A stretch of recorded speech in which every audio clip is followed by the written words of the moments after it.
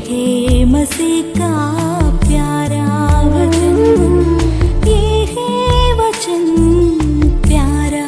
परमेश्वर के धन्य नाम की महिमा हो। प्रभात मनन के सत्र 2267 में आप सभी का बहुत ही विनम्रता के साथ स्वागत करता हूं। आइए आज के मनन के लिए हम पढ़ते हैं याकूब अध्याय 3 पद 16। क्योंकि जहां डाह और विरोध होता है वहां बखेड़ा और हर प्रकार का दुष्कर्म भी होता है। डाह और विरोध एक सिक्के के दो पहलू के समान दो स्वभाव है। हिंदी बाइबल में उपयोग किया गया विरोध शब्द के लिए ज्यादातर अंग्रेजी अनुवाद में सेल्फिश एम्बिशन करके अनुवाद किया है। न्यू किंग जेम्स वर्जन में थोड़ा सा और स्पष्ट रूप में सेल्फ सीकिंग करके अनुवाद किया है। इन दोनों शब्दों का अर्थ अपनी इच्छा की पूर्ति के लिए चाहना, नहीं तो खुद को ऊपर उठाने की चाहत रखनी आदि है। मैं आपको ये बात स्पष्ट करना चाहता हूँ कि ये दोनों स्वभाव जितना मस्तिष्क में ज्ञान भरे हुए या खुद को ज्ञानी समझने वालों में होने की संभावना है, उतना कम पढ़े लिखे और साधारण लोगों में होने की संभावना कम है। हाँ, ये बात मैं इनकार करता नहीं हूं कि बराबर के लोगों के बीच में भी डाह और जलन होने की संभावना है।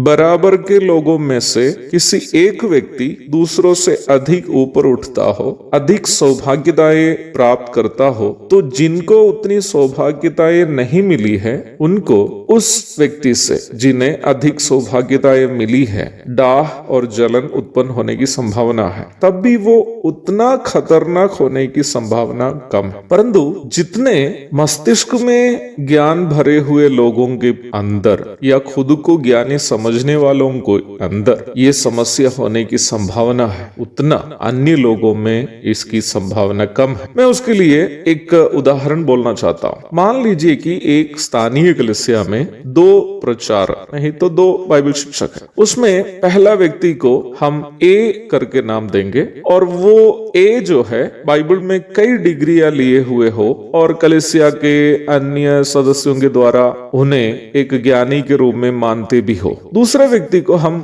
बी करके नाम देंगे। वो ज्यादा पढ़े लिखे तो नहीं है और उसके पास एक भी बाइबल डिग्री भी नहीं है। आपको क्या लगता है इसमें किसको किससे डाह होने की संभावना है? यदि ए नामक व्यक्ति को प्रभु अधिक इस्तेमाल करता हो और उसको अधिक सम्मान मिलता हो तो बी को ए से डाह करने की जरूरत भी नहीं है और होने की संभावना भी नहीं है, क्योंकि बी नामक व्यक्ति भी ये जानता है कि ए बहुत पढ़े लिखे और ज्ञानी इंसान है और वह स्वयं कम पढ़े लिखे भी है। तब आपके मन में एक सवाल उत्पन्न होने की संभावना है, अरे उतना पढ़ा लिखा, उतने सारे डिग्री लिए हुए दूसरे लोगों के द्वारा ज्ञानी के रूप में मानने वाले ए को बी जैसा एक कम पढ़े लिखे, कम सौभाग्यता के एक व्यक्ति से डाह करने की क्या आवश्यकता है? टेंशन मत लीजिए, मैं बताता हूँ। मान लीजिए बी नामक कम पढ़े लिखे और कोई बाइबल डिग्री नहीं रखने वाले व्यक्ति को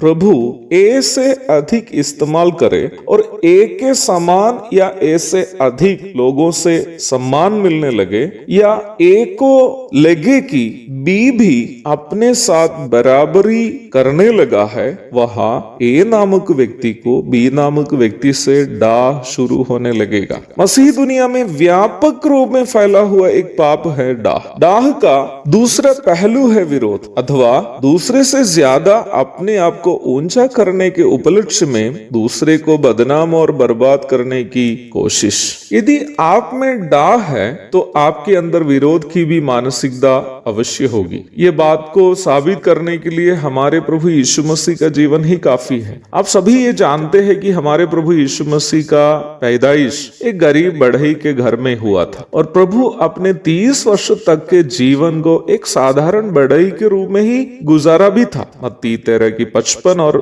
मरकुस 6:3 आदि पदों को आप पढ़ लीजिए। प्रभु अपने 30 वर्ष के उम्र में ही सेवा कार्य को शुरू किया था। बाइबल यह बात स्पष्ट करती है कि प्रभु यीशु मसीह को लोगों से मिलने वाला स्वीकार्यता और सम्मान यहूदियों के बीच के तथाकथित ज्ञानी धर्म गुरुओं के मन में यीशु मसीह के प्रति डाह उत्पन्न किया। राज्यपाल पिलातुस भी ये बात समझ लिया था कि यीशु मसीह के प्रति यहूदी धर्म के तथाकथित ठेकेदारों के मन में उत्पन्न डाह ही प्रभु को मार डालने में हेतु षड्यंत्र रचने के लिए उन्हें प्रेरित किया। मत्ती 27:28। यूसुफ के भाई लोगों ने यूसुफ की बर्बादी के लिए चाहने का कारण भी दूसरा कुछ भी नहीं था। यूसुफ ने जो दर्शन देखा था, सपना देखा था, और यूसुफ को पिताजी से जो प्रेम मिला था, वो यदि रूबेन, शिमियोन आदि बड़े भैया लोगों को मिलते तो यूसुफ उन लोगों से कोई डाह या विरोध नहीं करता, क्योंकि आखिर वे लोग तो बड़े भाई ही हैं और सम्मान के लायक भी हैं। परंतु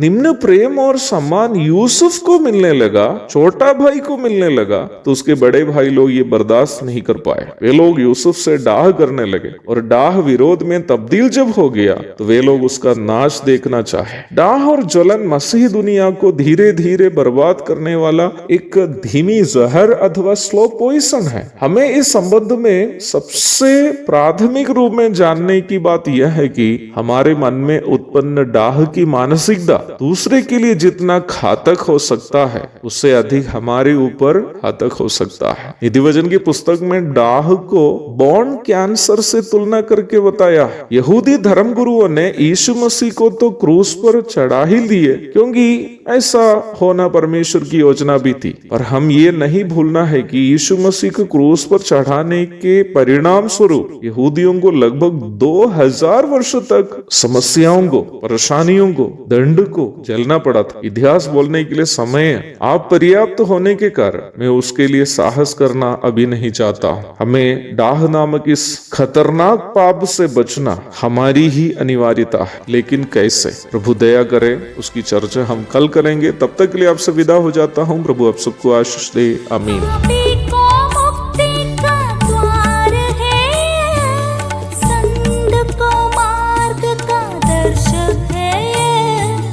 विश्वास जो करते हैं उस